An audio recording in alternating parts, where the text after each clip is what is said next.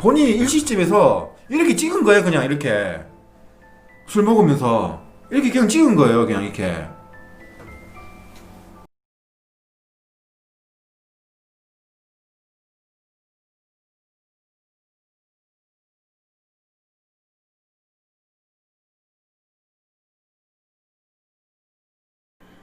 시신은 2020년 7월 1일 날 시신이 발견됐고요.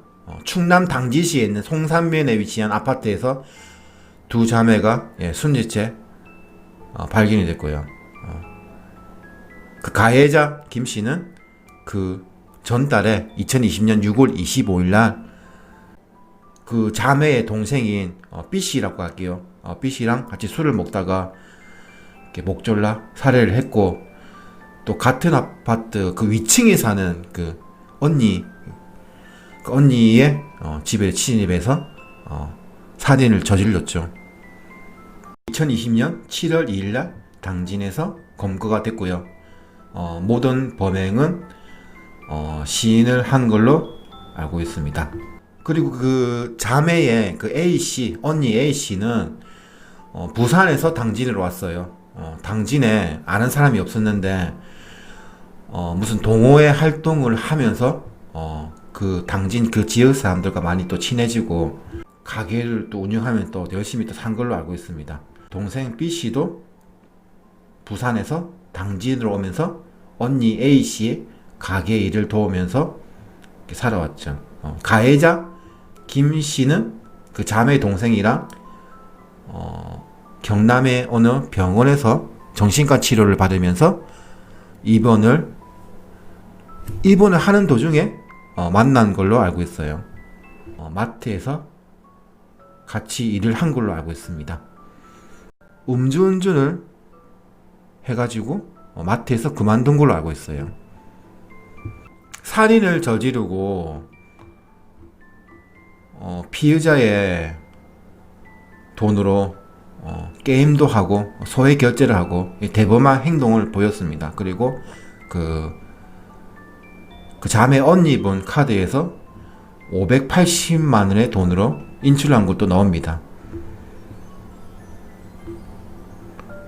살인을 저질러 놓고도 그 핸드폰으로 그 자매분의 지인에게 마치 자기가 그 언니인 것처럼 이렇게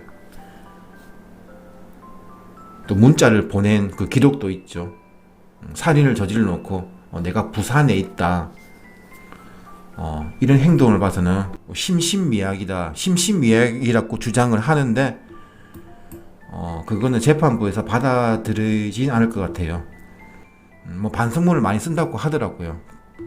그 자매의 언니 외제차를 타고 울산에서 또 사고가 난 다음에 또 다시 당진으로 와가지고 그 가게 직원한테 그 가게 비밀번호를 알려달라는 문자를 보냈대요. 그걸 가게 직원은 당연히 수상하게 받겠죠. 어이가 없는 거죠. 예. 가게 주인이 비밀번호를 몰라서 비밀번호 물어보는 문자가 좀 이상했던 거죠. 그 가게 직원이 진짜 부산으로 찾아간 거예요. 진짜 부산에 갔는지 없어가지고 이상하다 느껴가지고 좀 뒤늦게 시신이 발견된 겁니다.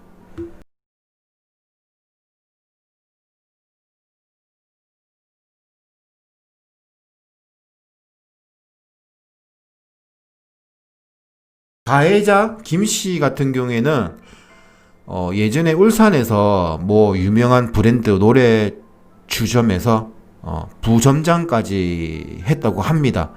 부점장까지 일을 했으면 나름 성실하게 일을 한 거예요. 일을 한 건데, 근데 문제는 그 뒤에 좀 뭔가 가게를 했나요? 본인 가게는 동업을 하면서 본인 가게를 했나요? 본인 가게를 하면서 손님들하고 좀 다툼이 많았대요. 가게 밖에서 전단지를 나눠주는 홍보 활동을 하는데도 또 길거리 사람들하고 좀 다툼이 있었대요. 좀 술만 먹으면 좀 돌발적인 행동을 많이 한다고 합니다. 가해자 김 씨랑 같이 일하셨던 분의 제보에 의하면 술만 먹으면 좀 돌발적인 행동을 많이 했고요.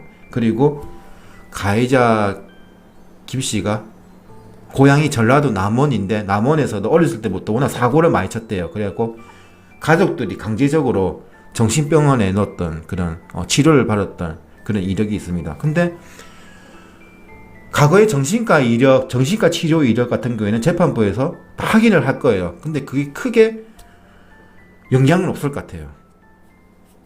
술을 먹고 나서 범행을 저지른 것도 없고, 예전에 조두순 사건만 해도 술을 먹었다는 이유만으로 좀 참작을 하고 이런 게 사실 조금 있었어요. 근데 지금은 그게 없을 것 같고요. 2015년도인가? 그때도 부산 서면에 뭐 노래주점에서 일을 한 적이 있는데 같이 일하는 동료들하고 많은 다툼이 있었대요. 트러블이 많았대요. 굉장히 사이가 안 좋았다고 합니다. 그런 걸 봐서는 뭔가 좀 성격적으로 문제가 있고요. 그리고 과거에 같이 일을 했던 분의 제보에 의하면 성범죄의 전과가 있다고 하더라고요. 집안 형편이 넉넉하지 못해가지고 지금 국선 변호사가 변호를 한다는 말이 있습니다. 가해자 김씨의 SNS상이에요. 이거 2015년도인데 2015년도면 부산 서면에 뭐 노래주점에서 일을 할 때인 것 같은데 SNS에 보면요, 그 당시에 인기가 있었던 진짜 사나이 이런 거 뭐 재밌겠다, 또 간단하게 같이 일하는 직원들하고 회식을 했던 장면을 안주 이걸 좀 찍었던 장면이에요. SNS 내용상을 보면 그렇게 이상한 사람이라고는 안 느껴져요. 아주 평범합니다. SNS 내용은. 지금 신상을 공개하라고 청와대에 청원까지 났는데 저는 그냥 가감하게 공개하겠습니다.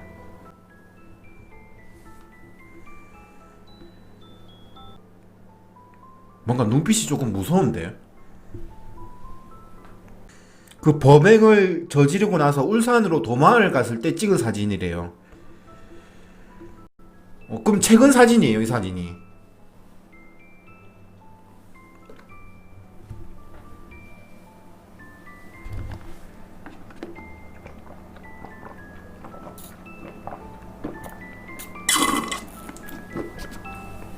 이 사진이 최근 사진이구나. 네, 뉴스에 나온 거예요. 범행을 저지르고 난 다음에 그 자매 언니 외제차 그걸 훔쳐 타다가 울산에서 사고가 났습니다. 음주운전을 해가지고. 그게 뉴스에 나왔어요. 그 블랙박스 영상이랑. 울산에서 사고가 났죠. 그때 사고가 낸 다음에 울산에서 찍은 사진이랍니다. 소름 돋지 않습니까? 범행을 저지르고 난 다음에 찍은 사진이에요. 뭔가 좀 씩 웃고 있는 게 좀 소름 돋는데. 전 여자친구랑 언니랑 사람 2명을 살인을 하고 나서 언니 차를 훔쳐 타고 사고를 내고 음주운전으로 그 후에 찍은 거예요. 검거가 되기 전에. 그 위에 당진에서 검거가 됐어요. 일식집에서 술을 먹으면서 찍은 사진이랍니다. 피해자는 그 자매분 부모님이 얼마나 지금 분통이 쌓이겠어요. 그 피해자 그 자매 부모님이 청원을 냈습니다. 이 가해자 이놈을 신상을 공개해야 된다고. 청원까지는 필요 없습니다. 제가 그냥 지금 바로 공개해버릴게요. 지금 사람 2명 살해하고 남의 차 사고 내고 음주운전에다가 그 언니의 명품 백을 목에 걸고 그 도망가는 게 CCTV에 잡혔죠. 그리고 언니 카드로 580만 원을 인출했습니다. 그 돈을 지금 탕진하는 모습이에요. 고급 일식집에서. 그리고 이렇게 사진을 찍는 겁니다.